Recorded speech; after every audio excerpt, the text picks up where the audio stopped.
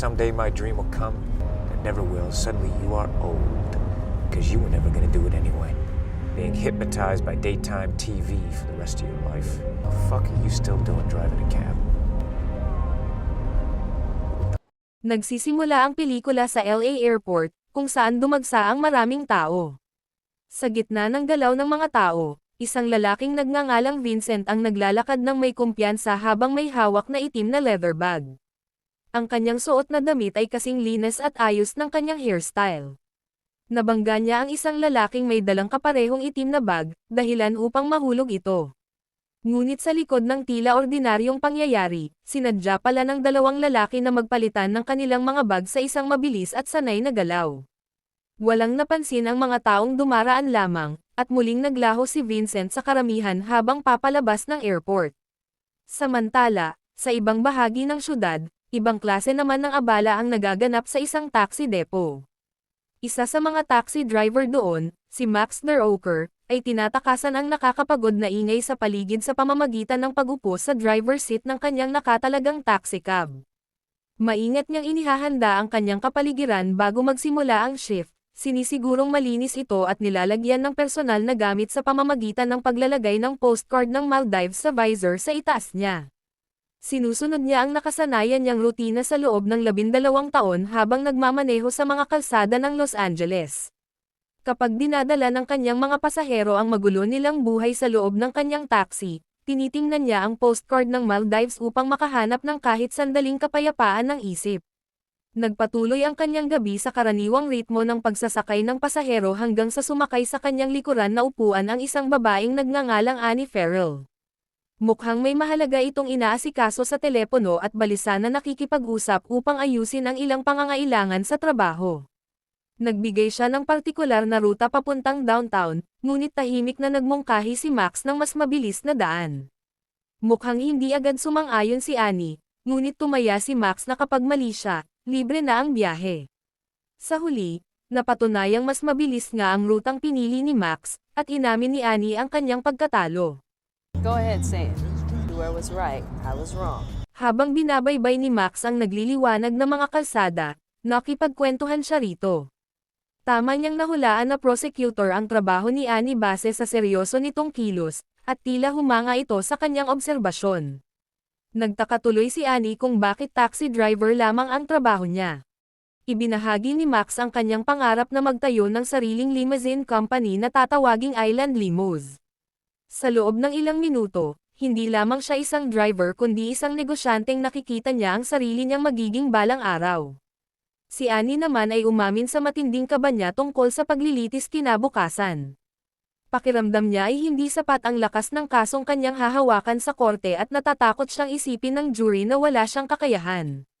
Gayunpaman, tiniyak niya, para na rin kay Max at sa kanyang sarili, na malalampasan niya ito matapos niyang repusuhin ang mga files buong gabi. Pagdating nila sa destinasyon ni Annie, naantig si Max sa naging usapan nila kaya ibinigay niya rito ang kanyang postcard ng Maldives. Pinayuhan niya itong tingnan iyon at isipin ang sarili roon, isang munting pagtakas upang maibsan ang tensyon nito. Naantig sa kanyang kabaitan, binayaran ni Annie ang pamasahe at bumababa ng taxi, ngunit maya-maya ay bumalik upang ibigay ang kanyang business card kay Max. Nanatili ang ngiti sa mukha ni Max habang siya'y muling umaandar. Ang sumunod na pasaherong nagbukas ng kanyang pinto ay si Vincent. Sa simula, tila ordinaryo lamang ang biyahe. Nagbigay si Vincent ng address sa isang magulong bahagi ng syudad. Pagkatapos, nagsimula siyang magtanong ng mga bagay na mapanuring ngunit tila walang emosyon, tinatanong si Max tungkol sa kanyang buhay at trabaho. Pareho rin ang sagot ni Max na ibinigay niya kay Annie, ngunit tumanggi siyang dagdagan pa ito. Sinabi lamang niyang pansamantala lang ang pagiging taxi driver niya at isa lamang itong paraan upang maabot ang kanyang pangarap. Nakarating sila sa isang luma at halos wasak ng apartment building. Bago bumaba, inalok ni Vincent si Max ng isang kasunduan. Sinabi niyang kailangan niyang gumawa ng 5 hintuan upang makipagkita sa ilang kaibigan bago ang kanyang flight ng alas 6 ng umaga. Nag-alok siya kay Max ng $600 kapalit ng pagiging exclusive niyang driver buong gabi. Noong una ay tumanggi si Max dahil labag ito sa patakaran ng kumpanya, ngunit patuloy ang pangungulit ni Vincent. Malaki rin ang halagang inaalok nito, Isang malaking dagdag sa ipon niya para sa pagtatayo ng Island Limos. Sa kabila ng kanyang pag-aalinlangan, tinanggap ni Max ang $300 bilang paunang bayad. Pagkatapos nito, naglaho si Vincent papasok sa gusali. Naiwang naghihintay si Max sa kanyang taxi habang hawak sa kamay ang malulutong na $100 na perang papel. Umiikot si Max sa paligid ng bloke at ipinaparada ang taxi sa likuran na eskinita sa likod ng gusali. Ang mahinang ugong lamang ng syudad ang kanyang kasama habang sa wakas ay nagkaroon siya ng oras upang kainin ang dala niyang hapunan. Makalipas ang ilang sandali, ang katahimikan ay biglang nabasag ng isang marahas na pangyayari. May kung anong bumagsak mula sa itaas papunta sa bubong ng kanyang taxi na may nakabibinging lakas, saka dumulas pababa sa windshield na nabasag dahil sa tindi ng impact. Isang bangkay ng tao, walang buhay at wasak ang katawan, ang bumagsak sa semento sa tabi ng pintuan ng driver. Natigilan si Max habang bumababa ng taxi, hindi may proseso ng kanyang isip ang nakakatakot na eksena. Lumabas si Vincent mula sa gusali, hindi mabasa ang ekspresyon ngunit nananatiling kalmado. Nang tingnan ni Max ang bangkay at pagkatapos ay si Vincent, agad niyang naunawaan ang nakakakilabot na katotohanan. Itinutok ni Vincent ang baril kay Max at inutusang buksan ang trunk at tulungan siyang itago ang bangkay. Namatay sa kanyang lalamunan ang mga pagtutol ni Max dahil sa banta ng baril, kaya tinulungan niya si Vincent na buhatin ang walang buhay na katawan ng unang target papasok sa trunk. Pagkatapos nito, kalmadong nagbuhos si Vincent ng bottled water sa mga bakas ng dugo sa bubong at hood ng taxi upang burahin ang ebidensya. Si Max, na nanatili pa ring nagulat sa takot, ay nakiusap kay Vincent na kunin na lamang ang taxi. Inalok din niyang isauli ang perang ibinigay nito, kahit ano basta makalaya lamang siya sa bangungot na ito. Ngunit ang tawa ni Vincent ay malamig at walang anumang saya. Inutusan niya si Max na bumalik sa driver's seat at ipagpatuloy ang pagdadala sa kanya sa 4 pang lokasyon, gaya ng kanilang napagkasunduan. You promised not to tell anybody, right? Yeah. Get in the fucking car. Habang umaandar sila palayo, nagsisimula namang mabuo sa ibang lugar ang opisyal na bersyon ng mga pangyayari ng gabing iyon. Dumating ang LAPD detective na si Ray Fanning sa apartment building na kakaalis lamang nina Max at Vincent. Kumatok siya sa pintuan ng apartment ng namatay na lalaki, ngunit matapos ang ilang katok ay lalo siyang naghinala dahil bahagya ng nakabukas ang pinto. Sa magulong apartment ng biktima, napansin niya ang basag na bintana at ang bakanteng kalsada sa ibaba kung saan nakaparada kanina ang taxi ni Max. Napunta rin ang kanyang pansin sa isang bahagi ng semento na basa at tila masyadong malinis, na nagpapahiwatig na may sadyang naghugas ng kung ano roon. Sinabi ng instinct ni Fanning bilang detective na may matinding mali sa sitwasyong ito. Sa loob naman ng dilaw na taxi ni Max, ibinigay ni Vincent ang address ng kanyang pangalawang target. Isa na ngayong sapilitang kasabwat si Max habang magulong umiikot sa kanyang isip ang kaalamang may bangkay sa kanyang trunk. Sinubukan ni Vincent na magbigay ng baluktot na uri ng pagdamay, ipinapakita ang kanyang trabaho bilang isang kinakailangang kasamaan. Ang mga lalaking tina-target niya ay mga kriminal at saksi sa isang federal case. Sa isip ni Vincent, nagtatanggal lamang siya ng basura. Ngunit walang naibigay na ginhawa kay Max ang paliwanag ni Vincent dahil dugo lamang ang nakikita niya sa kanyang mga kamay. Lalong lumala ang sitwasyon nang makita nila ang kumikislap na ilaw ng isang patrol car sa likuran nila. Pinara sila dahil sa basag na windshield, nalabag sa mga patakaran sa kaligtasan sa kalsada. Lumapit si Vincent at bumubulong kay Max na ayusin ang sitwasyon kung ayaw niyang may mas marami pang inosenteng mamatay sa kamay niya. Pinilit ni Max na magmukhang kalmado habang kinakausap ang mga pulis. Nang tanungin siya kung bakit basag ang windshield, nagsinungaling siya at sinabing aksidente niyang nabangga ang isang deer na tumatawid sa kalsada. Tama lamang na nagduda ang mga pulis. Ayon sa batas, kailangang ma-impound ang sasakyan dahil sa matinding pinsala nito. Ngunit bago nila gawin iyon, kailangan muna nilang inspeksyonin ang trunk. Alam ni Max na tapos na siya kapag ginawa nila iyon, habang patuloy naman siyang tinatakot ni Vincent upang resolbahin ang problema. Habang pababa na sana sila ng sasakyan, may dumating na dispatch call tungkol sa isang pamamaril sa malapit na nangangailangan ng agarang backup. Dahil dito, pinaalis na lamang sila ng mga pulis at sinabihan si Max na dumiretso agad sa depo matapos niyang maihatid si Vincent. Sa wakas ay nakarating sila sa susunod na hintuan. Nag-ingat palalo si Vincent at itinali ang pulsuhan ni Max sa manibela gamit ang zip tie upang hindi ito makatakas. Biglang umiingay ang radyo ng taxi. Ang boss ni Max na si Lenny ay galit na humihingi ng paliwanag tungkol sa report ng nasirang sasakyan na natanggap niya mula sa mga pulis. Gusto ni Lenny na si Max ang magbayad sa pinsala ng taxi. Hindi malinaw kung bakit, ngunit nainis dito si Vincent kaya siya na mismo ang nakialam sa usapan. Iginiit niyang hindi dapat pagbayarin si Max dahil uninsured naman ang sasakyan, at nagbanta pa siyang isusumbong si Lenny sa mga awtoridad. Pagkatapos nito, pinilit niya si Max na sabihin ang isang bastos at nakahandang insulto, isang bagay na alam niya matagal nang gustong sabihin ng driver. It was an accident. I'm not liable. Tell him, he pulls his shit again, you're gonna stick this yellow cab up his fat ass. Next time you pull any shit, I'm gonna have to stick this yellow cab Up your fat ass. Matapos harapin si Lenny, hindi na nagsayang pa ng oras si Vincent upang isagawa ang kanyang pangalawang pagpatay. Habang nasa loob si Vincent, gumawa si Max ng desperado na pagtatangkang makahingi ng tulong kahit nakatali siya sa manibela. Paulit-ulit niyang binubusinahan ang taxi at pinapa-flash ang brake lights nito. Nakuha nito ang atensyon ng dalawang kabataang lalaki, ngunit hindi sila mga tagapagligtas. Nakita nila ang kalagayan ni Max bilang isang pagkakataon upang magnakaw, kaya kinuha nila ang kanyang wallet at tinangay ang briefcase ni Vincent mula sa passenger seat. Habang tumatakas dala ang kanilang ninakaw, bumalik si Vincent. Sa isang tingin lamang ay agad niyang naunawaan ang sitwasyon. Isa sa mga magnanakaw ang bumunot ng sariling baril, isang nakamamatay na pagkakamali. Kumilos si Vincent ng may bilis at kasanayang parang sinanay ng matagal, mabilis na dinasarmahan at binaril ang dalawang lalaki ng may nakamamatay na precision.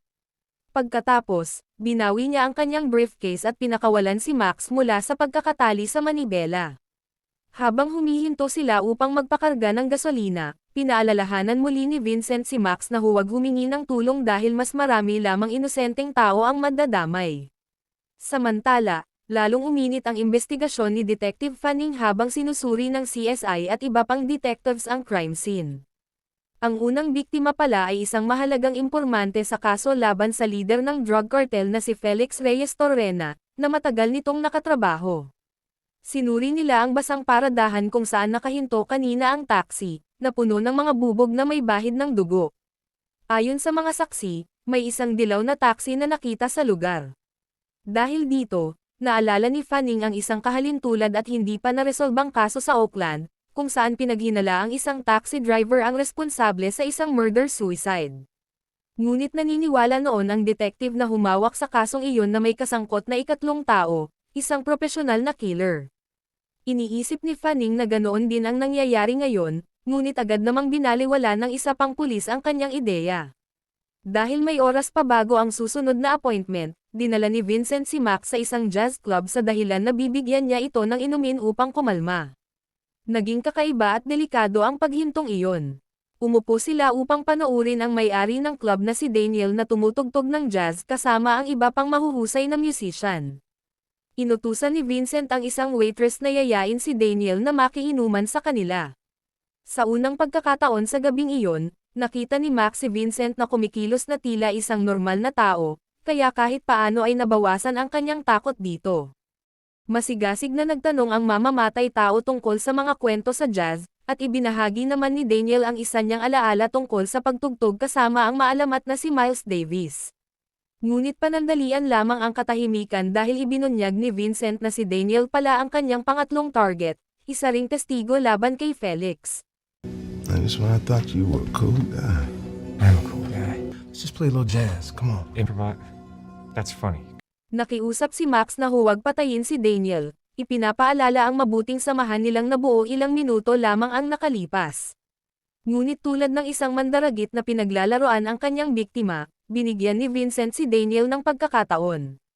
Nagtanong siya ng simpleng trivia tungkol kay Miles Davis, isang detalye na dapat alam ng tunay na nakatrabaho nito. Bahagyang tama ang sagot ni Daniel, ngunit hindi sapat para kay Vincent, kaya agad niya itong binaril ng walang pag-aalinlangan. Dahil sa biglaang karahasan, napaatras si Max papunta sa isang eskinita kung saan siya'y nagsuka, lubos na dinaig ng emosyon at takot. Muling tumunog ang radyo ng taxi. Paulit-ulit palang tumatawag ang ina ni Max sa kanyang boss dahil nag-aalala ito matapos niyang hindi sundin ang nakasanayan niyang gabi-gabing pagbisita sa ospital. Para kay Vincent, isa itong problemang tactical dahil maaari itong magdulot ng hindi kinakailangang hinala. Kaya ipinilit niyang samahan si Max sa ospital kahit tutol ito. Sa isang kakaibang pagpapakita ng emosyon, bumili pa si Vincent ng mga bulaklak para sa ina ni Max. Habang nasa elevator sila, nakasabay nila si Detective Fanning, na papunta naman sa morgue ng ospital upang sundan ang sarili niyang mga lead. Walang kamalay-malay ang magkabilang panig sa koneksyon nila sa isa't isa. Nagpatuloy si Fanning sa morgue, kung saan sinabi ng coroner ang kanyang hinala na iisang profesional na hitman ang pumatay sa lahat ng biktima noong gabing iyon. Nakilala rin niya na ang pangalawang biktima ay isang abogado na konektado sa kaso ni Felix, kaya naunawaan niyang may nagaganap na planado na serye ng assassination. Guy, both done by the same shooter, I think. And this guy, he's shooting tight groups too, right? Sa itaas naman ng ospital, nakilala ni Vincent ang ina ni Max na si Ida, na matagal nang nananatili roon. Pinaganda ni Vincent ang kanyang asal at nagpakilalang matagumpay na kaibigan ni Max. Sa kanilang pag-uusap, nalaman ni Vincent na nagsisinungaling pala si Max sa kanyang ina. Nagpapanggap itong may-ari na siya ng sarili niyang limousine company. Mistulang ginamit ni Vincent ang impormasyong iyon bilang panibagong paraan upang kontrolin si Max. Ang patong-patong na pressure ay tuluyang nagdulot ng pagkabasag ng loob ni Max. Habang paalis sila, mabilis niyang dinampot ang briefcase ni Vincent at tumakbo palayo. Isang desperado na habulan ang sumunod sa loob ng mga pasilyo at hagdanan ng ospital. Sumugod si Max papunta sa isang pedestrian overpass sa ibabaw ng freeway habang mabilis namang humahabol si Vincent. Sa huling segundo ng kanyang pagtakbo, ibinato ni Max ang briefcase pababa sa rumaragasang trapiko, dahilan upang masira ang laman nitong tablet kung saan nakaimbak ang hit list ni Vincent.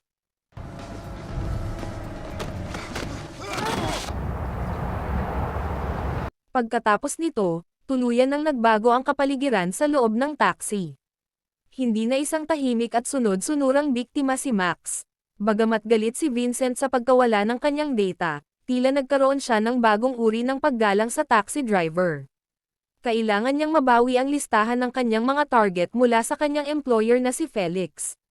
Dahil kailangang manatiling lihim ang pagkakakilanlan ni Vincent, gumawa siya ng bago at mapangahas na plano. Inutusan niya si Max na magmaneho papunta sa isang nightclub na tinatawag na El Rodeo. Kinuha niya ang wallet ni Max at inutusan itong pumasok sa club, magpanggap bilang si Vincent, at kunin ang backup data mula sa boss ng cartel. Kasabay nito, minamanmanan ng isang FBI team na pinamumunuan ni Agent Pedrosa, kasama si Fanning bilang advisor, ang club.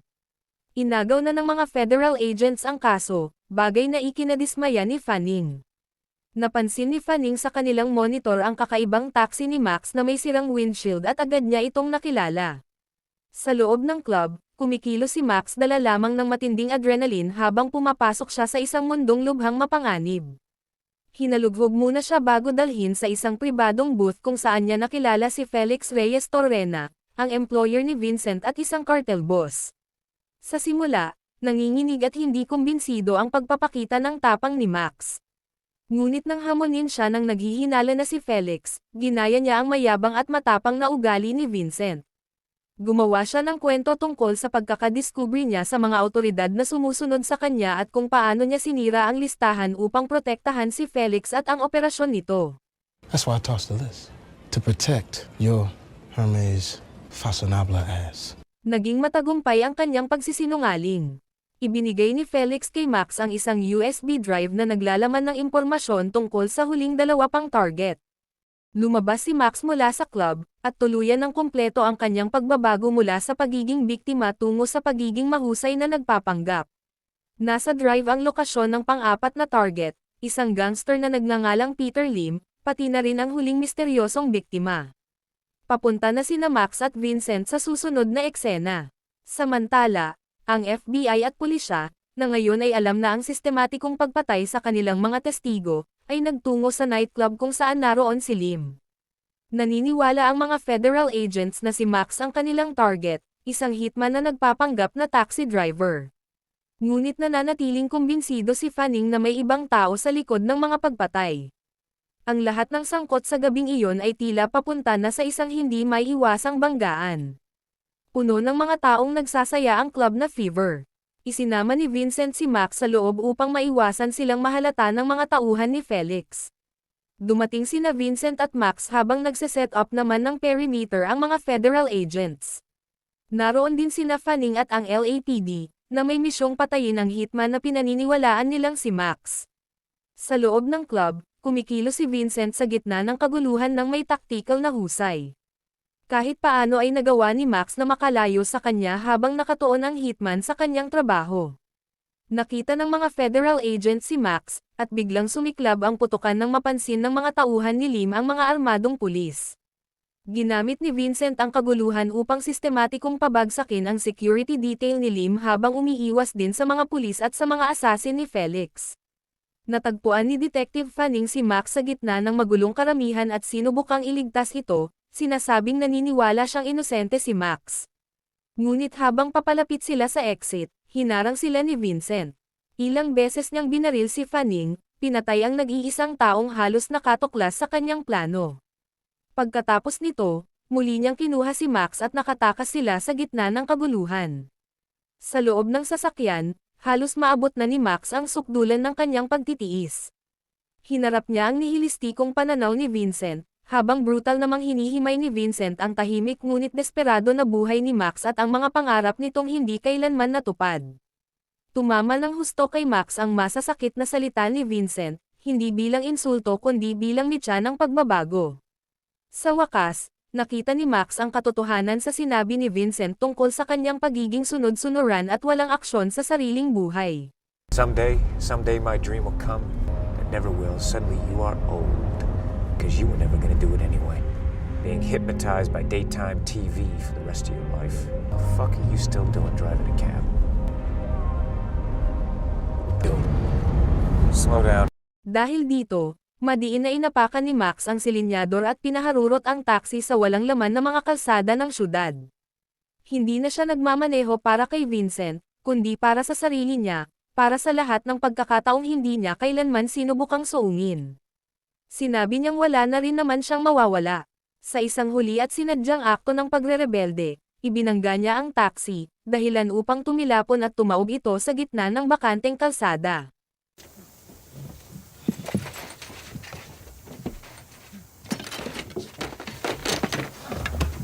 Nang marinig niya ang paparating na sirena ng pulisya, mabilis na nakatakas si Vincent mula sa wasak na sasakyan at naglaho. Habang hinihila naman ng isang nagpapatrulyang pulis ang tulirong si Max palabas ng driver's seat at natuklasan ang bangkay sa trunk, napatingin si Max sa screen ng tablet na patuloy pa ring umiilaw sa gitna ng mga debris.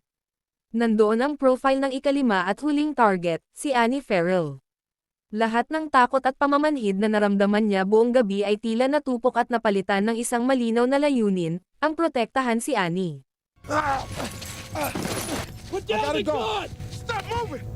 Bigla niyang dinaig ang pulis, pinusesan ito, at tumakbo palayo.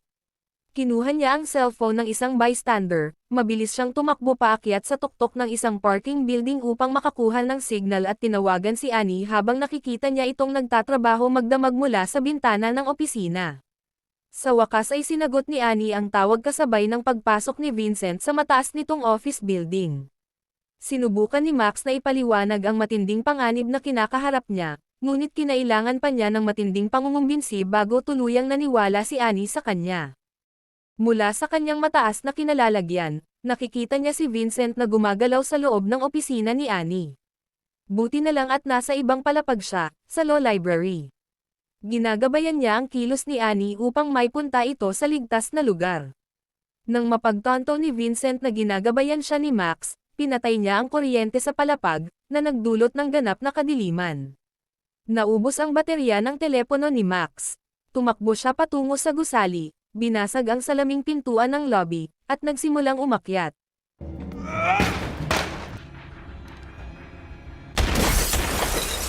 Sa madilim at tahimik na law library, gumagalaw si Annie habang anino ni Vincent ay papalapit at sa huli ay na-corner siya nito. Sa sandaling iaangat na ni Vincent ang kanyang baril, dumating si Max. Bumaril siya at bahagyang nasugatan ang ulo ni Vincent, na nagbigay kay Annie ng pagkakataong makatakas.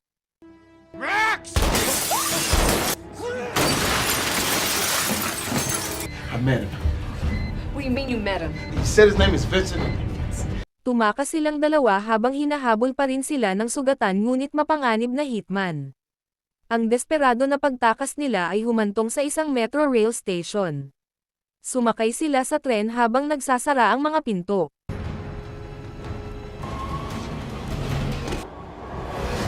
Ngunit nagawa pa ring makasakay si Vincent sa parehong tren at dahan-daang naglakad sa mga bagon papalapit sa kanila.